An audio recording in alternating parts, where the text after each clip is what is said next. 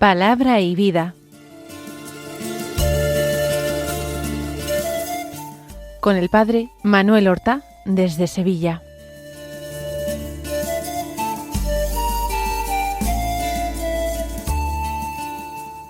En el nombre del Padre, y del Hijo, y del Espíritu Santo. Amén. Alabados sean Jesús y María. Muy buenos días, queridos amigos, oyentes de Radio María y seguidores del programa Palabra y Vida. Hoy es el miércoles de la 31ª semana del tiempo ordinario. Un miércoles que es 6 de noviembre. Hoy también es la memoria de algunos santos víctimas de la persecución religiosa anticristiana desatada en la Segunda República Española. Se les llama pudorosamente los mártires del siglo XX, pero es que en el siglo XX hubo mártires de distintas persecuciones. Se nombran y se veneran particularmente a San Pedro Poveda, a San Inocencio de la Inmaculada Canoura y a otros. Pedro Poveda nació en Linares, provincia de Jaén, a finales del año 1874. Fue un sacerdote celoso y lleno de espíritu apostólico y deseo de evangelizar a los pobres.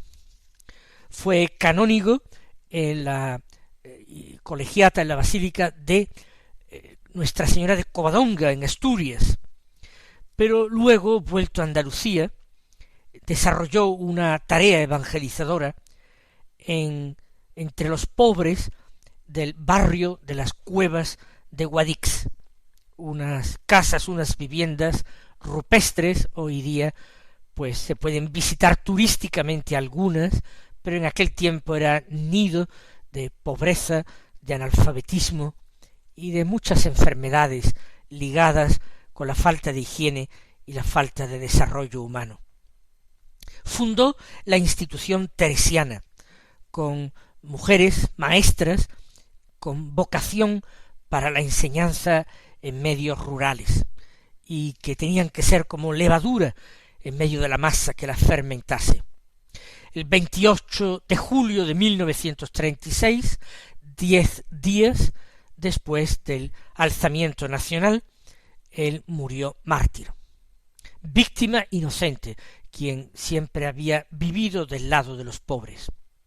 San Inocencio Canoura, Inocencio de la Inmaculada, Canoura Arnau, nació en 1887 en la provincia de Lugo, en Mondoñedo, y fue religioso pasionista, dedicado principalmente toda su vida al apostolado en el campo de la educación, profesor en colegios pasionistas. Antes del comienzo de la Guerra Civil, murió mártir el 9 de octubre de 1934.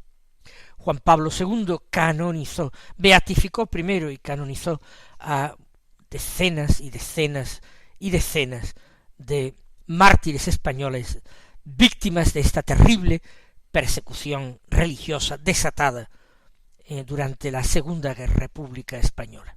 Vamos ahora a escuchar la palabra de Dios que se proclama en la liturgia de la misa del día. De primera lectura tenemos la carta de San Pablo a los Filipenses. Hoy del capítulo 2, los versículos 12 al 18, que dicen así: Queridos hermanos, ya que siempre habéis obedecido, no sólo cuando yo estaba presente, sino mucho más ahora en mi ausencia, trabajad por vuestra salvación con temor y temblor. Porque es Dios quien activa en vosotros el querer y el obrar, para realizar su designio de amor. Así seréis irreprochables y sencillos, hijos de Dios sin tacha, en medio de una generación perversa y depravada, entre la cual brilláis como lumbreras del mundo, manteniendo firme la palabra de la vida. Así, en el día de Cristo, esa será mi gloria, porque mis trabajos no fueron inútiles, ni mis fatigas tampoco. Y si mi sangre se ha de derramar, rociando el sacrificio litúrgico que es vuestra fe, yo estoy alegre y me asocio a vuestra alegría. Por vuestra parte, estad alegres y alegraos conmigo. Ya ayer yo hacía grandes ponderaciones de esta carta y de este capítulo segundo de la carta de Pablo a los filipenses. Cierto que hay personas a las que Pablo no agrada demasiado, pero es quizás porque no lo comprenden bien, porque su forma de escribir, su estilo, es a veces un tanto retorcido. Él ha tenido formación farisaica, rabínica. Él no está totalmente separado de ese Saulo de Tarso que existía antes de convertirse en Pablo. Por tanto, con las virtudes extraordinarias de aquel hombre y también con sus limitaciones, que las tenía Pablo. Una de estas limitaciones es a veces no saber expresar con una belleza accesible a muchos las maravillas de Dios que él revela. Pero cuando leemos a Pablo, y yo les invito a hacerlo continuamente con alguna buena guía, Pablo va desvelando esas maravillas que revela, porque en definitiva lo que escribe Pablo no es palabra de Pablo, o no es primariamente palabra de Pablo, es primariamente palabra de Dios. Secundariamente se debe a el autor humano, secundariamente es palabra de Pablo. Vamos entonces a tratar de ir leyendo, meditando, reflexionando sobre estas palabras que hemos escuchado. Empieza así: ya que siempre habéis obedecido, no sólo cuando yo estaba presente, sino mucho más ahora en mi ausencia. Los cristianos de Filipo son cristianos coherentes. Ellos actúan de una manera determinada, que es una manera virtuosa, con la práctica de las virtudes teologales. No actúan así para ser vistos de los apóstoles o de los inspectores. La palabra episcopos, obispo en griego, significa principalmente eso, principalmente significa inspector, el que inspeccionaba y controlaba la comunidad, por supuesto para que no se apartara de la fe recibida, del don de Dios recibido. Pero tenemos que caer en la cuenta, en la manera tan bonita en que Pablo está subrayando la madurez de la comunidad de Filipos. Ellos han obedecido en presencia y en ausencia del apóstol. Han obedecido porque en definitiva no están obedeciendo a ningún hombre sino a Dios. Su obediencia es la obediencia de la fe. Mucho más ahora dice en mi ausencia, puesto que siempre han actuado con esta lealtad, con esta coherencia y madurez cristiana, trabajad por vuestra salvación con temor y temblor. Pero por la salvación hay que trabajar. No es algo que se recibe como una gracia de Dios. La salvación no es algo gratuito que Dios nos otorga en su Hijo Jesucristo, sin lugar a dudas. Pero cualquier regalo, incluso los que se dan y se reciben entre los hombres cualquier regalo para ser verdaderamente llamado con propiedad regalo, ha tenido no sólo que ser donado, sino ha tenido que ser aceptado, recibido. Entonces, la salvación se nos otorga como don, como gracia, pero el hombre tiene que acoger esa salvación.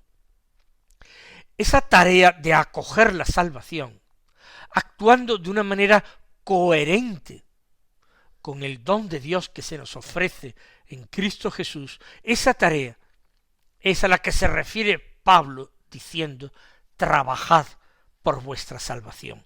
La correspondencia del hombre. Porque el Señor, que nos ha salvado de esta manera generosa y gratuita, no quiere llevarnos al cielo, no quiere concedernos la verdadera y eterna vida, si es que nosotros no la queremos, si es que nosotros no la recibimos. Trabajad por vuestra salvación, con temor y temblor. ¿Por qué temor y temblor? Si Dios está de nuestra parte, si Dios nos es propicio, si Dios es Padre que nos ha adoptado en su Hijo Jesucristo, y si somos hijos, somos herederos. ¿Cómo es que ese esfuerzo, esa tarea de acoger la salvación, hemos de realizarla con temor y temblor? Pues sencillamente porque nos conocemos, porque conocemos perfectamente cuáles son nuestras fuerzas. Conocemos también perfectamente cuáles son nuestras debilidades. Nuestras fuerzas escasas, nuestras debilidades muchas. Por eso nosotros hemos de trabajar, hemos de corresponder al don de Dios con temor y temblor, de no ser suficientemente diligentes, de no estar suficientemente abiertos en el amor y en la fe y en la esperanza al don de Dios.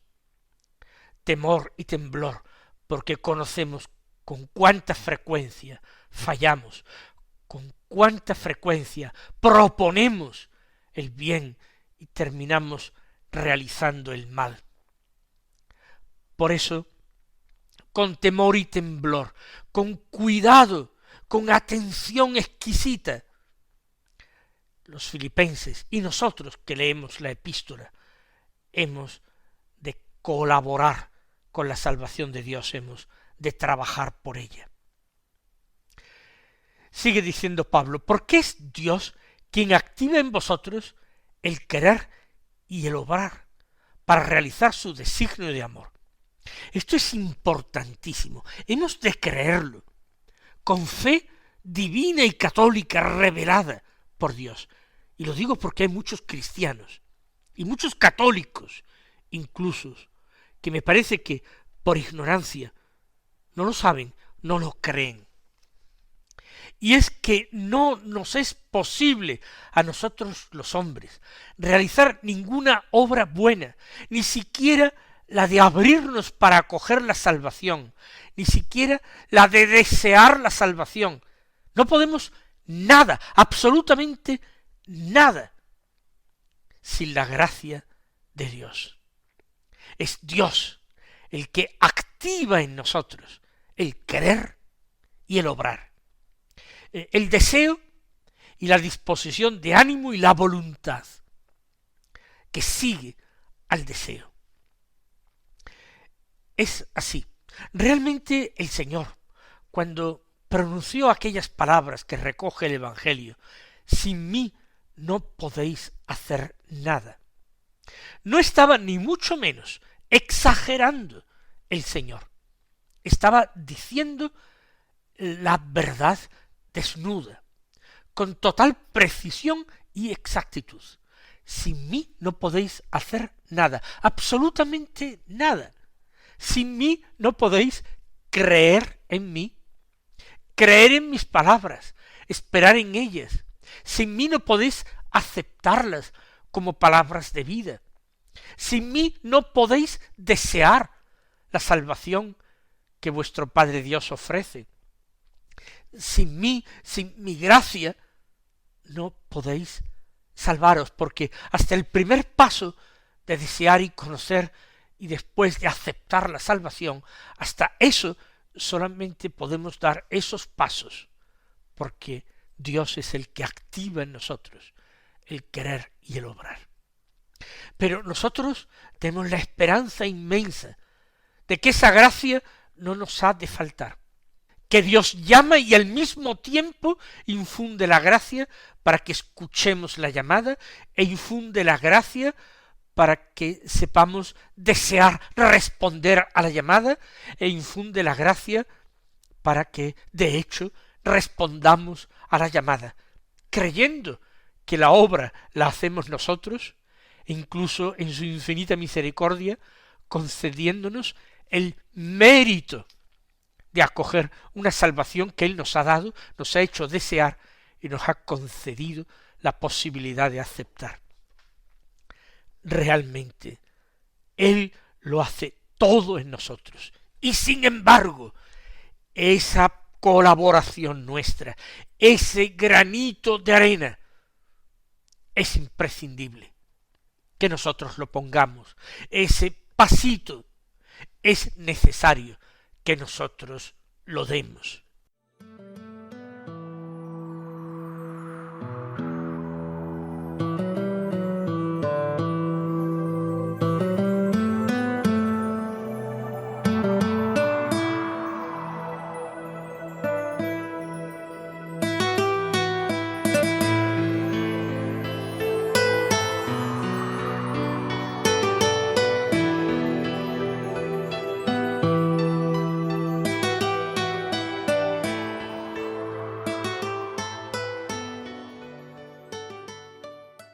Una vez que, secundando la inspiración y el deseo de Dios, lo acogemos en la fe, con nuestra mejor voluntad, el Señor va realizando su obra. ¿Y por qué es precisa esta gracia inicial para desear y para poder poner en práctica? Pues esto es así porque somos naturaleza caída, porque la naturaleza humana está herida por el pecado original. Sí, el pecado ha sido perdonado en nosotros, pero el pecado ha causado una herida o ha dejado una cicatriz en nosotros. Y por eso, hasta en esto que tanto nos importa y nos interesa, necesitamos que Dios nos conceda ese querer y obrar.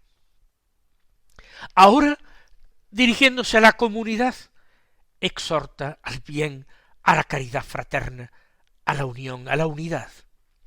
Cualquier cosa que hagáis sea sin protestas ni discusiones.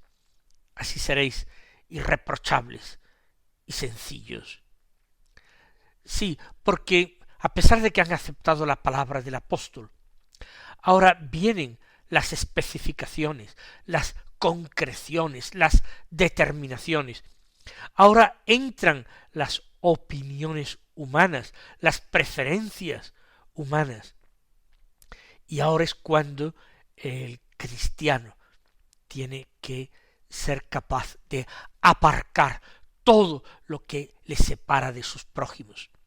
Esa innata tentación a salirnos con la nuestra, a terminar llevando la razón con discusiones, protestando contra todo aquello que no viene de nosotros. Pero para ser irreprochables y sencillos hijos de Dios, sin tacha, es menester, en esta sencillez, es importante proceder sin protestas ni discusiones, con una mutua confianza, con un mutuo deseo de tener a los demás, a nuestros prójimos, como superiores a nosotros, dando a nuestro prójimo el lugar de Cristo. Así podemos ser hijos de Dios en medio de una generación perversa y depravada. Si lo era la comunidad de la ciudad de Filipos, si eran aquellos paganos que no habían recibido aún la luz de Cristo, es llamada generación perversa y depravada. ¿Qué será de nuestra generación? Muchos de nosotros hemos recibido a Cristo en los sacramentos de la iniciación cristiana, pero ¿cuántos de nosotros no han querido seguirle y lo rechazan y lo desprecian y se enfrentan a él con una soberbia diabólica? El que actúa siendo sencillo e irreprochable, ese se manifiesta, da testimonio de ser hijo de Dios en medio de una generación perversa y depravada. Manifiesta que no pertenece a esa generación perversa y depravada, aunque viva en medio de ella. Aunque sus padres, o sus hijos, o sus hermanos, o su cónyuge pertenezcan a esta generación perversa y depravada, él no. Entre la cual, dice Pablo, brilláis como lumbreras del mundo, manteniendo firme la palabra de Dios. Esa palabra de Dios que no se mantiene firme solo con la predicación, se mantiene firme también y sobre todo con el testimonio de una vida irreprochable, inocente, fiel, ejemplar. Y es que los demás no son así, los demás forman parte de esa generación perversa y depravada, pero tú eres hijo de Dios y como tal has de vivir porque no te falta su gracia. Así, continúa Pablo, en el día de Cristo esa será mi gloria. El día de Cristo es el día del juicio, el día en que Cristo volverá como juez, no para padecer de nuevo, sino para juzgar a los vivos y a los muertos. Si los filipenses actúan así, esa será la gloria de Pablo, que les ha anunciado el Evangelio. Porque mis trabajos entonces no fueron inútiles, ni mis fatigas tampoco. Y Dios premiará al cristiano de Filipos, pero premiará también abundantísimamente al apóstol Pablo, que les anunció la fe, que les convirtió a él en ovejas de su rebaño. Y si mi sangre, sigue diciendo Pablo, se ha de derramar, Pablo ya lo sabe, lo prevé, si mi sangre se ha de derramar, rociando el sacrificio litúrgico que es vuestra fe, es una bellísima expresión.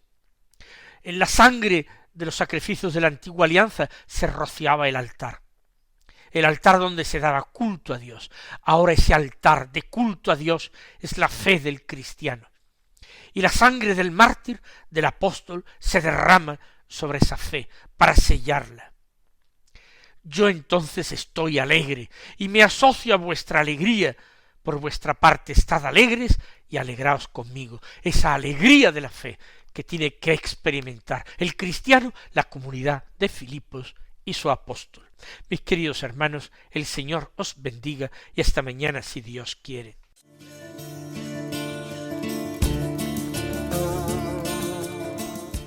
Han escuchado en Radio María Palabra y Vida,